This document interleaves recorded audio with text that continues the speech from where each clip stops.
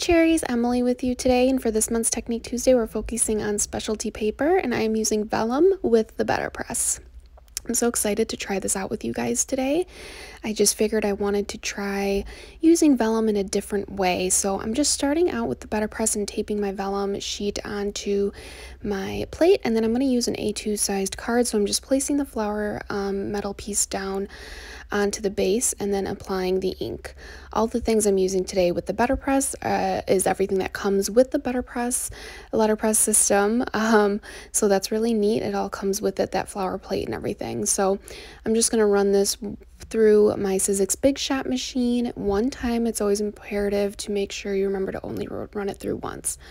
So look at this. This is beautiful. So I noticed right away that it has obviously that beautiful flower detail, but it doesn't have as much as an impression as it would on that thicker Spellbinders paper, which is totally fine. It has that beautiful look that I was going for, and so I'm just going to rotate my paper and do it on the other side as well. So I have a sort of frame here for the base of my card. So here we go. Let's reveal this and see how this looks. Look at how beautiful this is. This is so cool. And it kind of gives you, there's no ink is rubbing off or anything like that, which is great because it impresses into the paper, but it isn't, you know, super impressed like you would kind of feel it with the other paper. So I have some watercolor paper here that I was doing some color sparks on from Ken Oliver, and I wanted to, while I had the Betterpress system out, I'm just going to do my sentiment, and I have a spot with a little bit of light purple, and I'm just gonna again run it through my die cutting machine once and then reveal to see what I have here. Oh, and that looks great. That looks really pretty. I love that. You can read it very well. I actually did one in the top corner, but you couldn't read it as well, so I just redid it there. Now I'm using the card sentiment dies from Emily Moore Designs, and I'm just running the largest die through the die cutting machine with my vellum piece twice, since it is vellum. And I'm just gonna take it out here. It comes out nicely. I did rip a little bit at the bottom there, but I just love the way that looks. So here I'm going to cut out my sentiment since I have my die cutting machine out with one of the other card sentiment dies. And now I just want to pick a background for my vellum piece. So, ooh, that pink's really pretty. But I'm thinking something a little more purple pink that matches my purple sentiment. Maybe on the purple stripes, no. I really wanted a background that wasn't too busy. Oh, this pink is perfect. So I chose this pink, and I definitely wanted it to be able to be seen through the vellum, just not as, look at that, it looks so cool.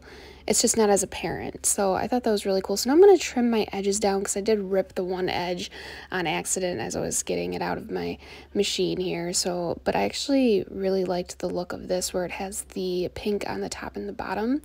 And I have this vellum tape runner from Scrapbook Adhesives by 3L, and you can, it's transparent, so you can't really see it as well through the vellum, but you can definitely see it a little more where there's no, see how there's no flower detail there in the corner where I put it. So I'm gonna fix that, and I'm either gonna put my sentiment there, or I'm gonna put something else there just to cover that up. I'm gonna show you a fun little hack. So I decided to trim this down. So I'm still using the card sentiment dies from Emily Moore Designs. I'm gonna tape this down, and I'm gonna shorten it.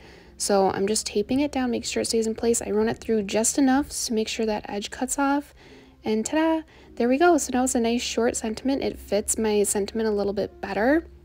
I wanted it centered, and I figure, oh, I can cover it there, but I really wanted this in the center of my card.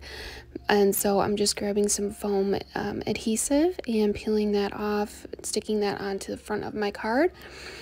And now my solution here for my little vellum tapes on the corners that you can see a little bit is just some sequins. So I'm running through with a little bit of Wendy Vecchi Maker's Art Glue, and I'm just making sure that none of it really you can see on the vellum. You know, I'm just making sure not to put too much. So I'm just covering up, and you definitely cannot see it now. And I also have the vellum tape underneath the flower part there, but I think because of that design, you really can't notice it that well.